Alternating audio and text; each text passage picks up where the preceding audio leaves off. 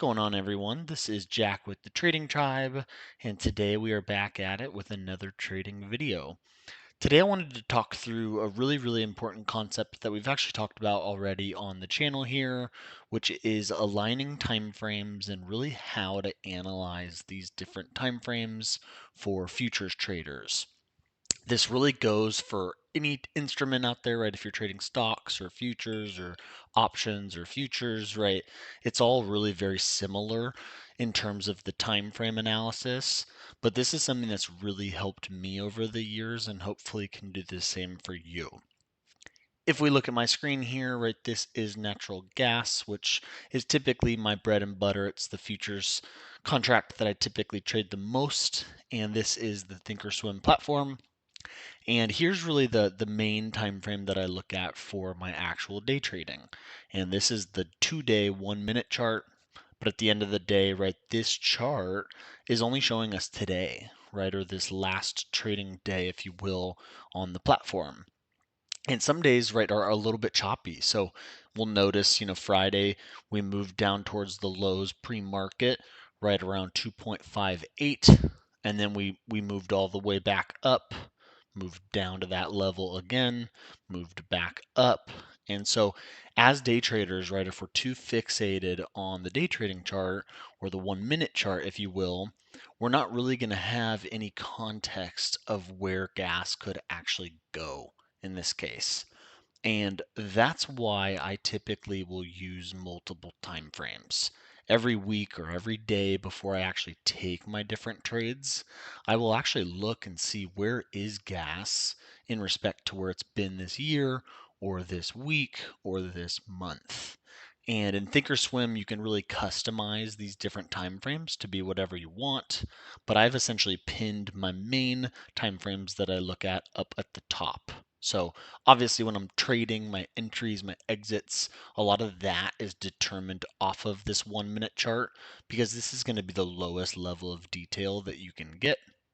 But then I do like to zoom out. So one level up is the 5-day 5-minute typically. And this will show you, right, a snapshot of what gas has done for an entire week, right? So even just from this chart, you can glean a lot more information from. And in this case, right, we can see gas has been consistently downtrending pretty much all week. And then Thursday and Friday down here at the bottom, we can see that gas kind of consolidated down here around 2.5 and then has actually been starting to make higher lows and higher highs. So it's not necessarily dropping anymore. And that's why this upcoming week, we're either waiting for a breakout or a reversal up or a continuation down for kind of that downtrend to continue. But just from looking at this 5-day 5-minute chart, right, we can get a lot more of that information as to why Friday, for example, was more of a range day.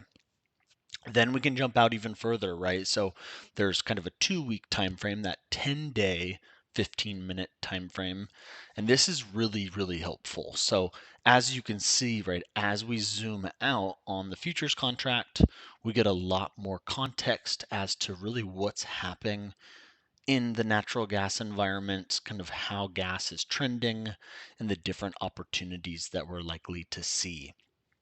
As you can see, right, for the past 2 weeks, for example, we've really faced the same direction. So up here at the top left is really where it was 10 days ago, right, on the 13th of August in this case.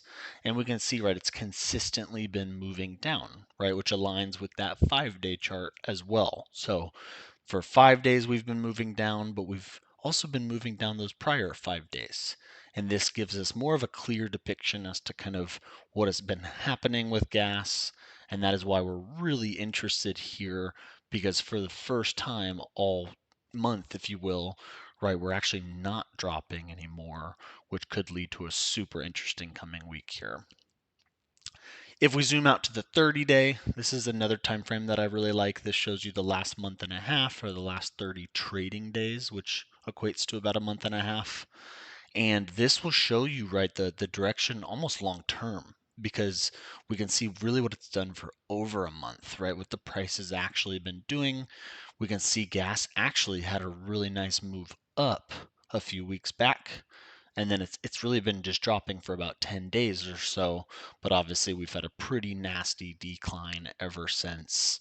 Here was the 8th of August. That's where we peaked out up at 3.1-ish, and then we've essentially turned and flipped over and moved all the way towards the lows from last month as well.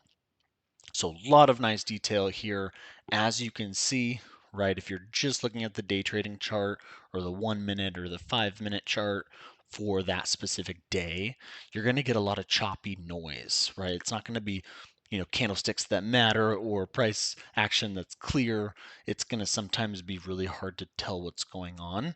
So I think incorporating this little tip here and looking at these different time frames, even on just a weekly basis, will really help you know what trades can you size into, what trades should you be careful on if there may be counter trend type trades. For Friday, for example, right, I actually did take quite a few buys on Friday, but I was careful, right? I managed risk really tight because at the end of the day, gas is on a downtrend, right? So we can trade counter trend and buy it, but we have to be aware, right, of market direction. And at the end of the day, right, the shorts have really taken over the last couple weeks with gas. So hopefully this tip really helps and resonates with some of you out there. This is something that's helped my trading a ton, and it'll really help you with what trades are the best of the best, right? What trades can you size into? If you have any questions, feel free to like and subscribe to the channel. I have a ton more content like this coming out, and then comment down below if you have any other questions. Thanks, everyone.